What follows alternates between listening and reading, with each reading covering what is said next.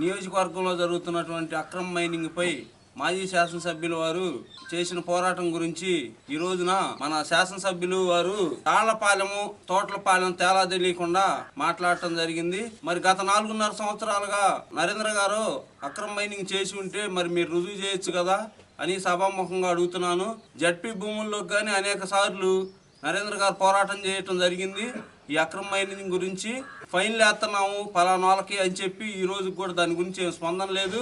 నరేంద్ర గారు సొద్దపల్లిలో ఒక బీసీ కులస్తుడైనటువంటి తోట మహేష్ అనే అబ్బాయి చనిపోతే మీరు నిజంగా అక్రమ మైనింగ్ ఏం చేయకపోతే మీరు కానీ మీ అనుయాయులు కానీ మరి అక్కడికి వచ్చి అతనికి ఏదైనా ఆర్థిక సహాయం కానీ అతని దగ్గరకు వచ్చి చూడటం కానీ అతను ఆదుకోవటం కానీ గవర్నమెంట్ ద్వారా వచ్చే పథకాలు ఏదైనా చూపించటం కానీ మనిషి చనిపోయాడు. ఒక కుటుంబానికి జీవనాధారం పోయింది మీరు చేసిన కోరిల వలన. మరి ఎందుకని మీరు వచ్చి కనపడలేదు, కనీసం అడగలేదు?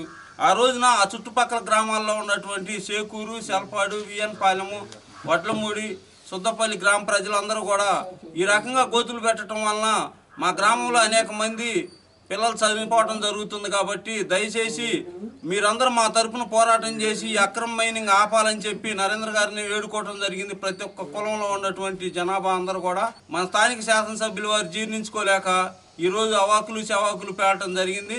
ఇదంతా కూడా ఈ నియోజకవర్గ ప్రజలందరికీ తెలుసు. గత 25 సంవత్సరాల నుంచి నరేంద్ర గారు ఏకదాటిగా గెలుస్తున్నారంటే నరేంద్ర గారు చేసిన అభివృద్ధి, నరేంద్ర గారు చేసినటువంటి మంచితనము మన నియోజకవర్గ ప్రజలందరూ కూడా గమనించాలని. రాజకీయ నాయకులు వస్తుంటారు, పోతుంటారు, ప్రెస్ మీట్లు పెడతారు, కానీ ఎవరి వల్ల నియోజకవర్గం అభివృద్ధి చెందిందో, ఎవరు ఈ నియోజకవర్గాన్ని దోచుకుంటున్నారో అనేది నియోజకవర్గంలో ఉన్నటువంటి ప్రతి ఒక్క కార్యకర్త కూడా తెలుసుకొని 2024లో జరిగే ఎన్నికల్లో మన నరేంద్ర కుమార్ గారిని అత్యధిక మెజార్టీతో గెలిపించి మంత్రిగా చూడాలని ఈ నియోజకవర్గ ప్రజలందరికీ కూడా విన్నవించుకొని సెలవు తీసుకుంటున్నాం.